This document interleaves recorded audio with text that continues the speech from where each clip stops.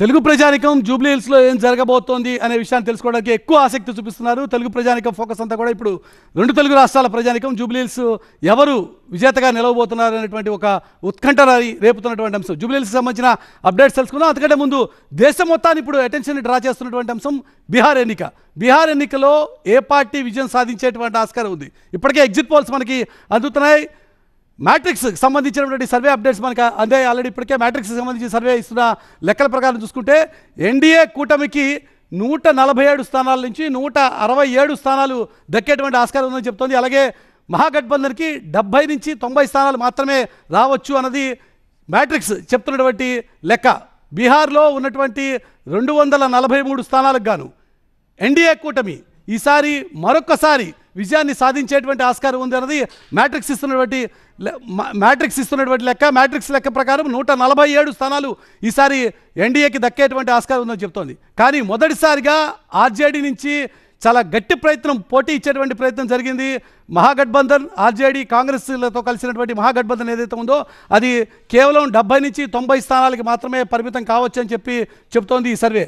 అలాగే రంగంలోకి దిగినటువంటి జనసురాజ్ పార్టీ కూడా ఈసారి ప్రయత్నం అయితే చేయాలనుకుంది. కానీ ఓట్లని చీల్చడం కోసం ప్రశాంత్ కిషోర్ ఈ రెండు పార్టీలకి ప్రత్యామ్నాయంగా వస్తాము, ఒక కొత్త ఒరవడిని తీసుకొస్తాము, కుల సమీకరణలకు వ్యతిరేకంగా యంగ్ ఓటర్లని ఆకర్షిస్తామని చెప్పినటువంటి ప్రశాంత్ కిషోర్ పార్టీ, జనసురాజ్ పార్టీ కేవలం 0 నుంచి 2 స్థానాలు మాత్రమే దక్కించుకునేటువంటి ఆస్కారం ఉంది.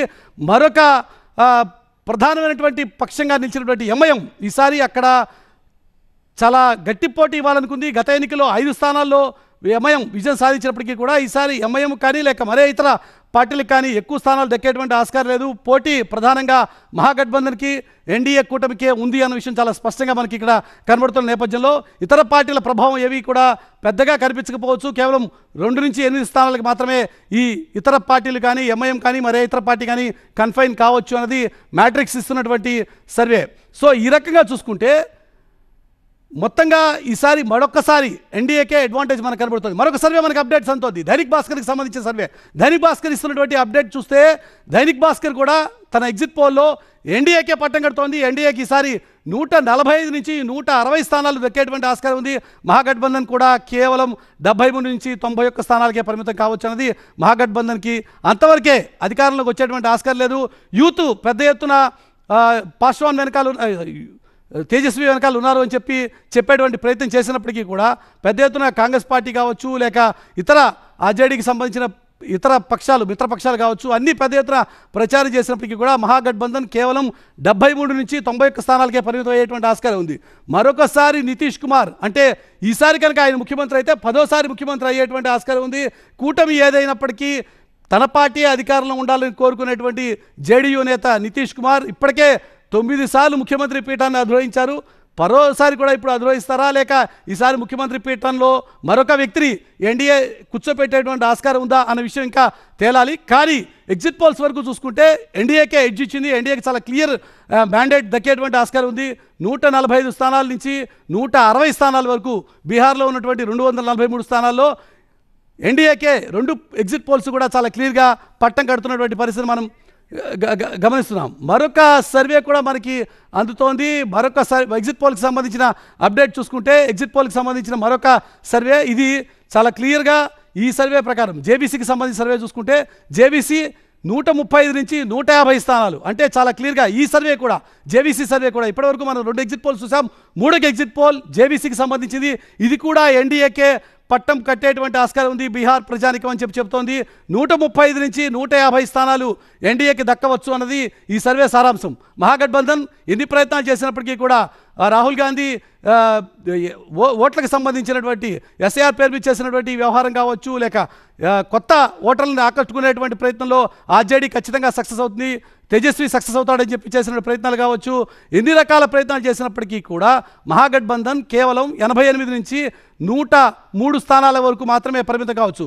ఈసారి బీహార్లో మరొకసారి ఎన్డీఏకే పట్టం కట్టడం అనేది ఇక్కడ 3 ఎగ్జిట్ పోల్స్ చెప్తున్నటువంటి మాటగా మనం గమనించాల్సిన అవసరం కనబడుతుంది. 243 స్థానాలు ఉన్నటువంటి బీహార్లో మ్యాజిక్ ఫిగర్ 122, 123 వచ్చేటువంటి పార్టీకే ఖచ్చితంగా ప్రజానికం అధికారంలో కూర్చోబెట్టేటువంటి అవకాశం ఉంటుంది. కాబట్టి మ్యాజిక్ ఫిగర్ 122 చాలా క్లియర్గా ఈ మూడు ఎగ్జిట్ పోల్స్ కూడా చాలా క్లియర్గా ఎన్డీఏకి అవకాశం ఇస్తుంది. మ్యాట్రిక్స్ సర్వే అదే చెప్తోంది. 147 నుంచి 167 స్థానాలు ఎన్డీఏకి దక్కవచ్చు అని. అలాగే దైనిక్ భాస్కర్ 145 నుంచి 160 స్థానాలు ఎన్డీఏకి దక్కవచ్చు అని చెప్తోంది. జేవీసీ కూడా అదే మాట చెప్తోంది. 135 నుంచి 155 స్థానాల వరకు దక్కేటువంటి ఆస్కారం ఉంది ఎన్డీఏ కూటమికి అని చెప్తోంది. చాలా క్లియర్గా ఈ మూడు ఎగ్జిట్ పోల్స్ కూడా మ్యాట్రిక్స్, దైనిక్ భాస్కర్, జేవీసీ మూడు కూడా ఎన్డీఏకే అవకాశం ఉంది అని చాలా క్లియర్గా చెప్తున్నటువంటి మాట. మహాగఠబంధన్ ఎన్ని రకాల ప్రయత్నాలు చేసినప్పటికీ కూడా కేవలం 70 నుంచి 90 స్థానాలు దక్కవచ్చు అన్నది మ్యాట్రిక్స్ చెప్తున్నటువంటి మాట. అయితే దైనిక్ భాస్కర్ 73 నుంచి 91 స్థానాలకు మాత్రమే మహాగఠబంధన్ పరిమితం అవుతుందన్నది దైనిక్ భాస్కర్ చెప్తున్నటువంటి మాట. అలాగే జేవీసీ కూడా 88 నుంచి 103 స్థానాల వరకు మాత్రమే మహాగఠబంధన్ పరిమితం అవుతుంది అనేది జేవీసీ కూడా చెప్తుంది. మూడు ఎగ్జిట్ పోల్స్ కూడా చాలా క్లియర్గా చెప్తున్నటువంటి మాట. ఎన్డీఏకే మరొకసారి అవకాశం ఉంది అని చెప్పి ఇక్కడ మనం గమనించాల్సినటువంటి విషయం, ఈసారి ముఖ్యమంత్రి ఎవరవుతారు అనేటువంటి విషయం. మరొకసారి నితీష్కి అవకాశం కల్పిస్తారా? నితీష్ 10వ ముఖ్యమంత్రి అయ్యేటువంటి ఆస్కారం ఉందా అన్నదే ఇక్కడ ప్రశ్న.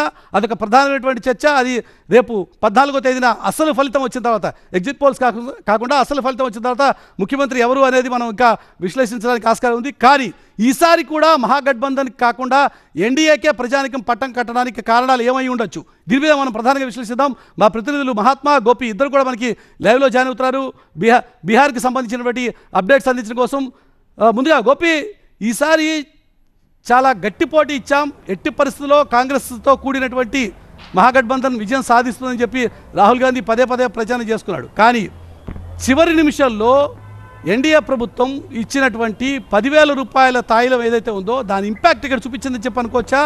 ప్రధానంగా ఈ మూడు సర్వేలు కూడా, ఈ మూడు ఎగ్జిట్ పోల్స్ కూడా క్లియర్గా ఎన్డీఏకే ఎడ్జ్ ఇవ్వడానికి ప్రధానమైన కారణం ఏమై ఉంటుంది?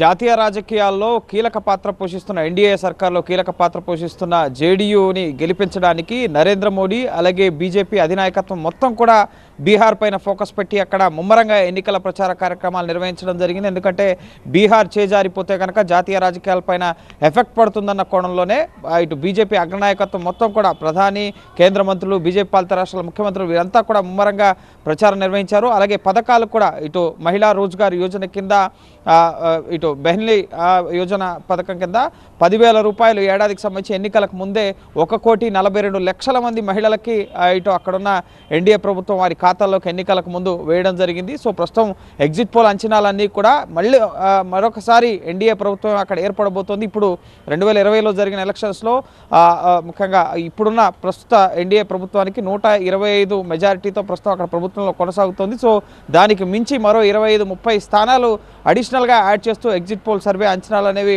వస్తున్నాయి. 150-160 వరకు కూడా ఎగ్జిట్ పోల్ అంచనాలు ఇంత మెజార్టీతో గెలవబోతున్నారు ఎన్డీఏ అక్కడ అని చెప్పి సర్వే అంచనాలు అనేవి వస్తున్నాయి. సో ఖచ్చితంగా పథకాలు అలాగే వారు ఇచ్చిన హామీలు, ముఖ్యంగా డబుల్ ఇంజన్ సర్కార్ అభివృద్ధిని కొనసాగించడం, అలాగే యువతకు ఉద్యోగ కల్పన, ఈ విధంగా అనేక హామీలు, రైతులకు కిసాన్ సమ్మాన్ నిధిని 6,000 నుంచి 9,000కు పెంచడం, అలాగే మహిళలకు ఎన్నడూ లేనట్టుగా ఇటు 10,000 రూపాయలు నేరుగా నగదు బదిలీ మహిళా రోజ్గార్ యోజన కింద కేటాయించడం, అనేక హామీల్ని ఇటు ఎన్డీఏ ఇవ్వడం జరిగింది.